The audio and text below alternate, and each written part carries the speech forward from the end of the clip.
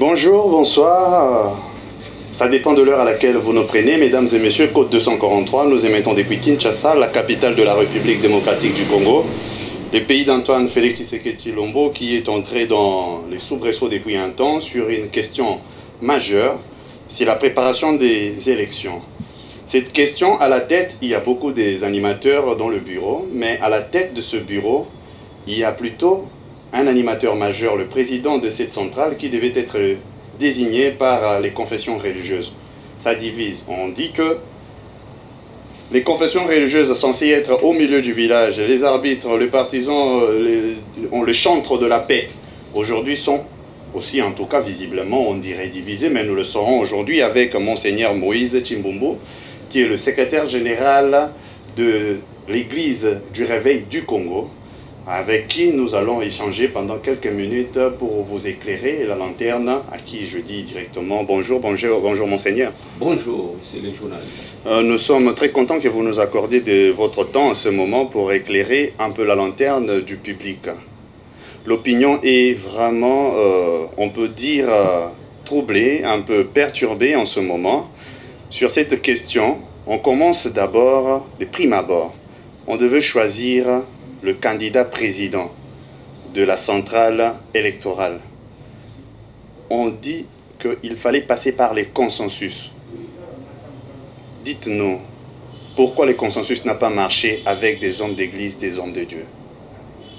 Merci beaucoup pour votre question. Je profite de cette occasion pour d'abord saluer notre peuple qui est très attentif à ce qui se passe dans ce pays, et plus particulièrement sur le choix ou la désignation de l'animateur principal de la CENI. Vous êtes tombé sur une personne qui est mieux informée, puisque quand vous parlez du consensus, le consensus est écrit dans une charte dont je suis artisan. Okay. J'ai assisté à la confection de cette charte. Nous l'avions corrigée avec l'abbé Chollet et les autres.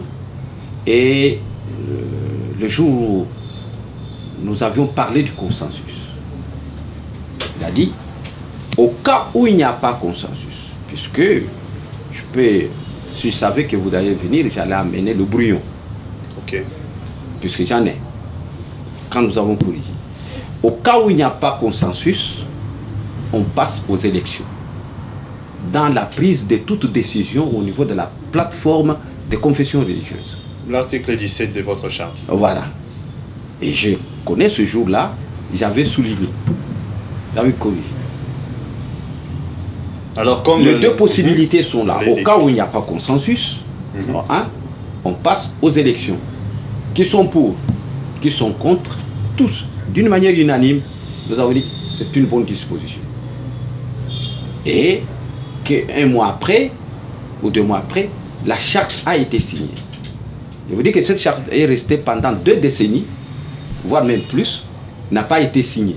Okay. On a commencé avec Monseigneur Mosengo, on a commencé, vous trouverez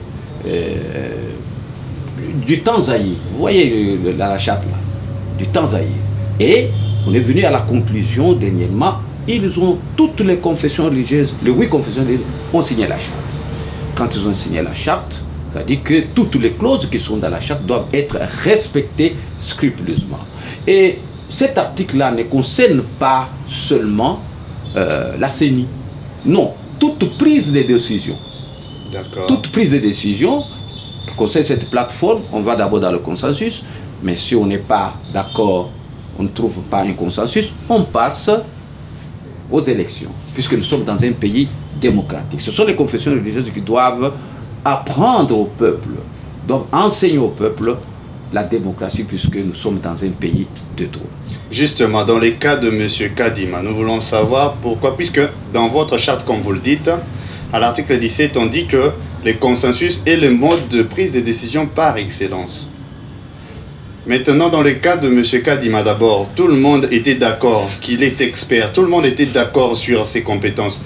Pourquoi le consensus sur sa personne n'a pas été trouvé? Tout le monde n'était pas d'accord. Je dis que sur la compétence de M. Kadima, tout le monde est, jusque ce matin, tout le monde est d'accord. Puisque j'ai suivi mon collègue Abbé Chollet qui disait que sur le plan technique, Kadima n'a pas de concurrent. Il a dit sur des réseaux sociaux, il a dit devant les télévisions, il dit Kadima Deni n'a pas de concurrent sur le plan technique. Où est-ce que ça cloche? Alors, ça cloche maintenant sur des choses. Moi, je suis un religieux, je ne peux pas dire des choses comme quelqu'un qui ne prie pas. Il y a la préférence tribale. Vous comprenez? Il y a des tribus, d'après les autres, qui ne peuvent pas occuper de tels postes. Et là, je n'entre pas dans les détails, puisque je suis un religieux. Puisque ce n'est pas la première fois. Vous savez, du temps ancien, Rossard Malonda, cette histoire, avec les mêmes animateurs, les mêmes confessions religieuses, les deux, ils disent, avant toute chose, éliminons toutes les candidatures de Louba. Vous comprenez? Avant toute chose, commençons par éliminer toutes les candidatures. Pourquoi? Puisque le président de la République est Louba. Alors, pour cette fois-ci, éliminons toutes les candidatures de Louba. Est-ce qu'au préalable, ces critères-là déjà existent? Pas. Et ça venait toujours, cet argument vient toujours d'une seule source, qui est la source conflictuelle aujourd'hui. Et pour cette édition, les autres ont compris. Nous avons compris, non, restons sur la compétence. N'entrons pas dans les détails tribaux. Alors c'est ainsi que vous venez de me poser la question, mais si Kadima est compétent, tout le monde le sait. Et sur toutes les candidatures, il se présente. D'ailleurs, il vient des Kimbanguistes. Alors, il est compétent. Alors, comme nous avons besoin d'un technicien qui est compétent, alors prenons-le. Et les autres refusent. Cette question, vous pouvez leur poser. Pourquoi vous le refusez? Si à la tête de la centrale, ici, nous avons besoin d'un homme compétent, Kadima l'est. Un point de trait, prenons-le. Ou bien si vous avez un autre qui peut le concurrencer, faites-le sortir. Est-ce que puisqu'il est aussi candidat qui vient des Kimbanguistes, j'aimerais savoir, est-ce qu'il y avait d'autres candidats, d'abord d'autres confessions religieuses? Oui, par exemple, ici chez moi, dans mon bureau ici, j'ai reçu 18 dossiers. C'est-à-dire, vous autres, vous avez accepté que vos candidats tombent devant Kadima? Ils ne tombent pas. Nous ne pouvons pas souhaiter que nos candidats tombent. C'est-à-dire, mais au moins, aux évidences. Non, non, non. Écoutez, il était dit que chaque confession religieuse présente 3 candidats. Ok.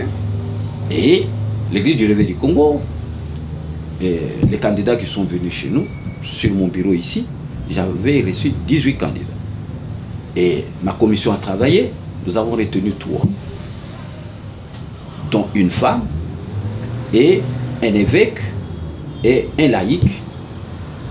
Et nous avons déposé leur nom. Là, au secrétariat technique, nous sommes restés dehors, c'est le secrétaire technique qui commence à travailler.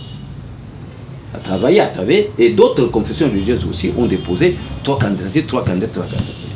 Et il y a des échelons de sélection. Ils partent, ils sont arrivés au finish avec les autres. Et les nôtres sont tombés. Et nous, on pointait que l'un de nous qui vient de Réveil, j'allais être très content, puisque quand je vois le candidat qui se présente sur mon bureau, il devient. Je dis non, j'ai bien travaillé.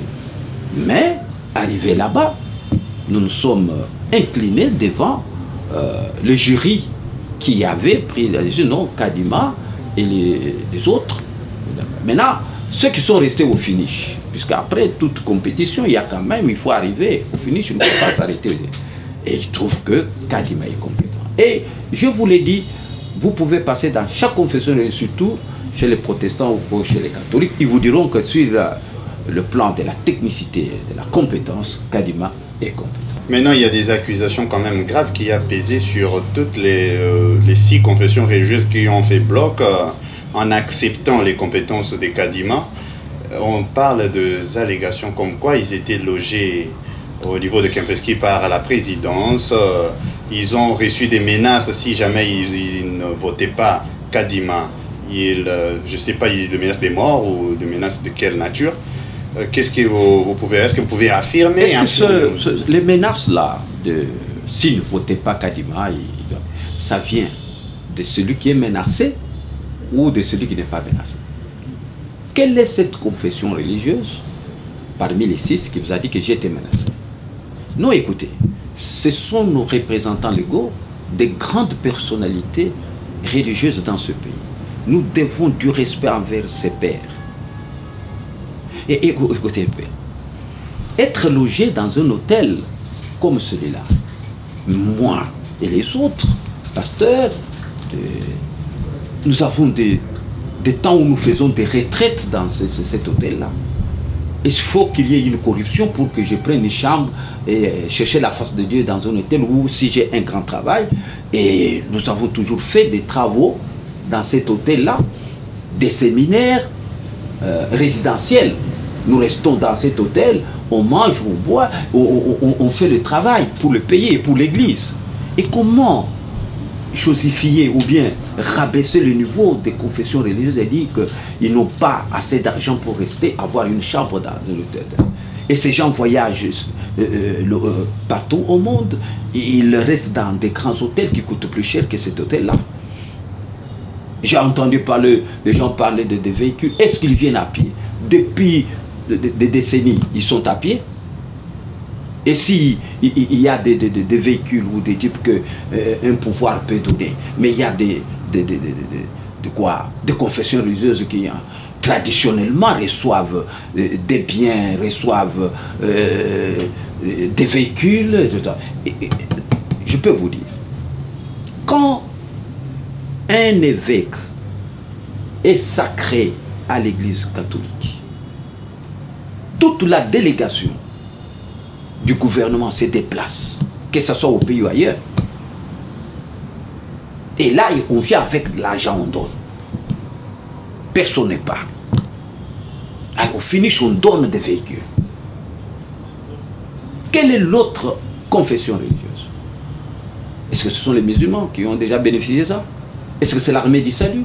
Est-ce que c'est l'union des églises indépendantes ou bien l'église des rebelles? Un petit vélo, est-ce que le gouvernement a déjà donné? Nous faisons les démarches pour les subventions de nos églises. Depuis que M. Mobutu est parti, cette histoire a été coupée. Les églises sont abandonnées à elles-mêmes. Gouvernement sur gouvernement, nous faisons les démarches pour que c'est écrit dans la Constitution que l'État congolais doit subvenir aux besoins de l'Église, puisque nous faisons un travail social. Nous sommes des encadrés sociaux.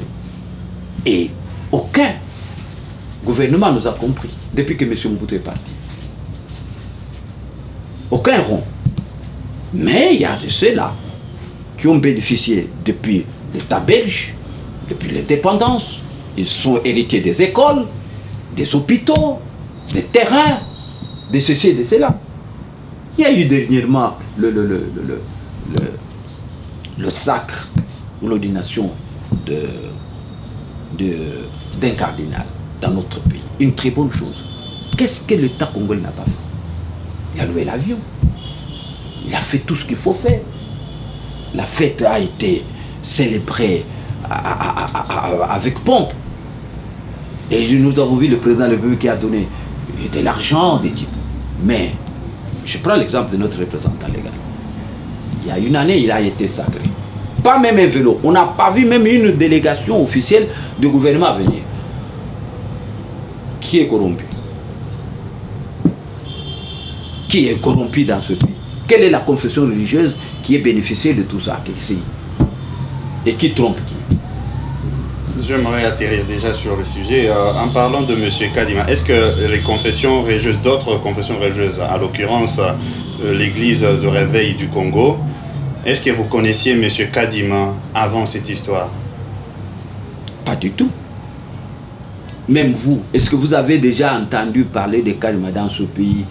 Puisqu'il travaillait dans un organisme, si c'est international ou national, des élections. C'est par après, quand on donnait sa biographie à la télévision ou à la radio, que nous tous, nous avons pris connaissance de Kadima. On n'a jamais parlé de Kadima comme je dis. Hein? Nous connaissons les Nanga, nous connaissons les Malu Malu, nous connaissons les Goïmoulunda et nous connaissons d'autres. Mais Kadima, on ne l'a jamais entendu parler. Il vient d'arriver. Ah bon, comme le destin a fait qu'il soit désigné correctement, démocratiquement, comme le numéro 1 de la CENI, donnons-nous, prions pour lui, que Dieu lui donne l'intelligence de conduire cette machine-là. Vous vous êtes acquitté au moins de votre tâche, vous aviez fait votre part, oui. Et l'Assemblée nationale également, oui. Mais quand même ça laisse de séquelles de votre côté. Qu'est-ce que pourrons-nous dire aujourd'hui de la cohésion au sein de la plateforme des confessions religieuses? Il y a une cohésion totale. Ne vous en faites pas sur les tralala qui sont là.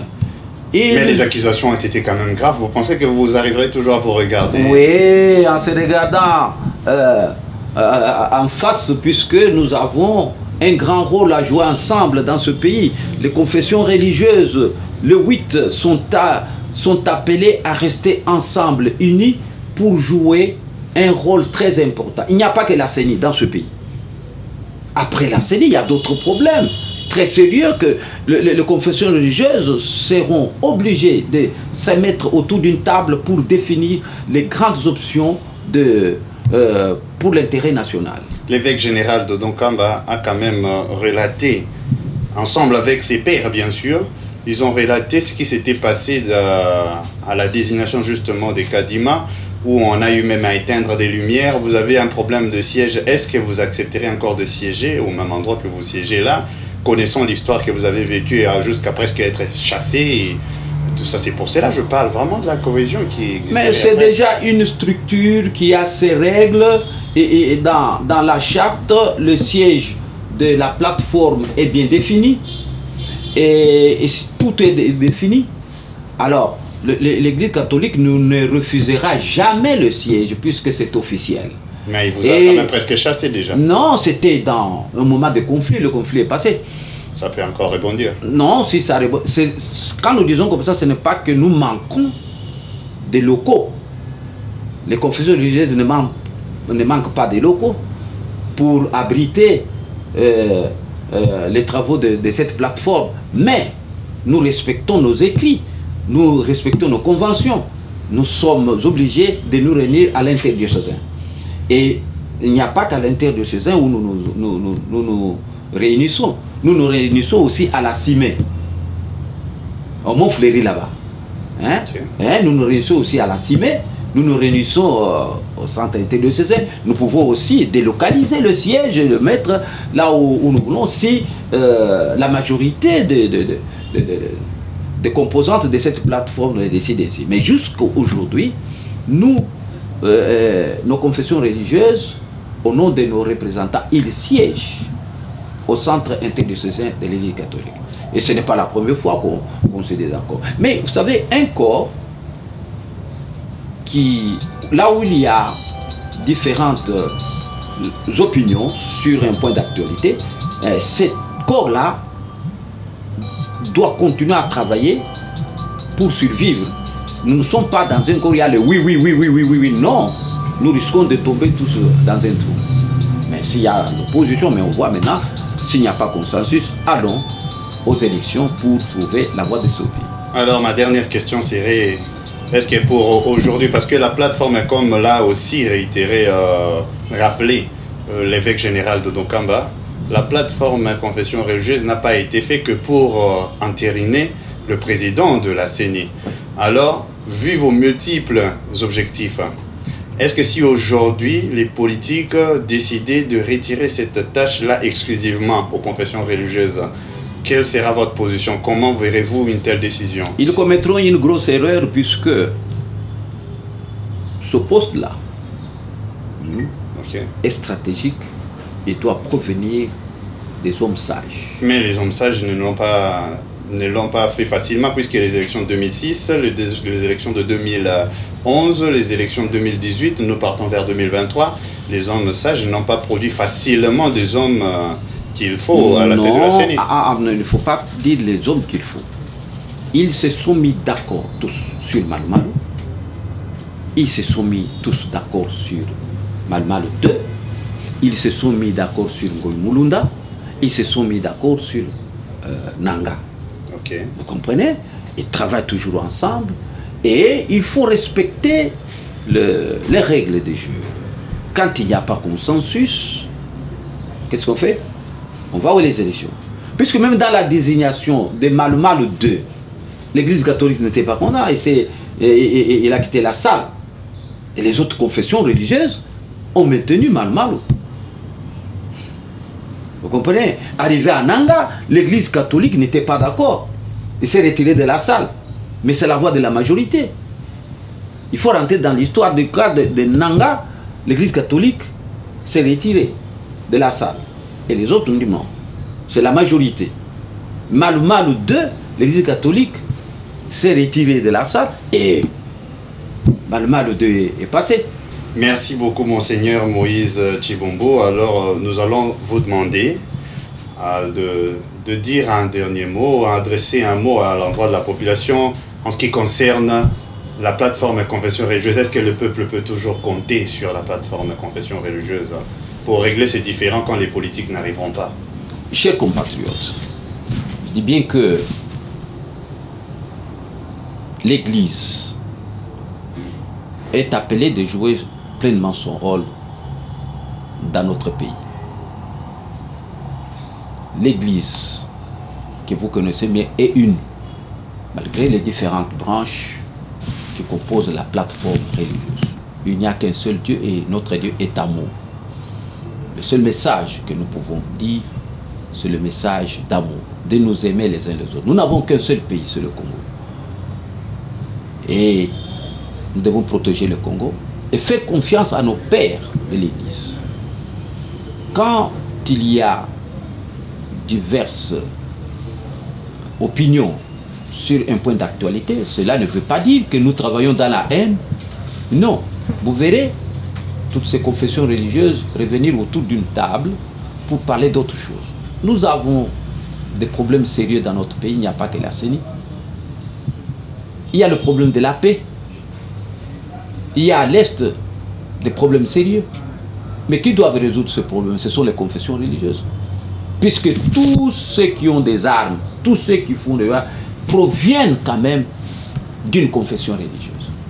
Et ils sont attentifs, ils peuvent mieux écouter leur pasteur pour qu'il y ait la paix à l'Est. Pour qu'il y ait ceci et cela, faites confiance à vos représentants, faites confiance à vos pères religieux. Je vous remercie. Monseigneur CG, nous vous remercions. Merci beaucoup. Mesdames et messieurs, Code 243, nous sommes à la fin et c'était cet entretien exclusif. D'ailleurs, on l'a pris à l'état comme ça, c'était pas préparé, il ne s'était pas préparé à cela, mais nous voulons vous éclairer jusqu'à ce que cette situation arrive à sa fin. Nous serons exposés à des manipulations, nous serons exposés à des rumeurs, nous serons exposés à des allégations. Mais le plus important serait avoir l'information à la source, comme nous l'avons fait pour vous aujourd'hui. Et nous le ferons encore et encore, parce que notre pays doit rester encore uni, le pays doit rester fort, le pays doit rester solide pour que nous affrontions des échéances prochaines, que ce soit des élections, que ce soit des défis de développement. Code 243, nous vous remercions, à la prochaine.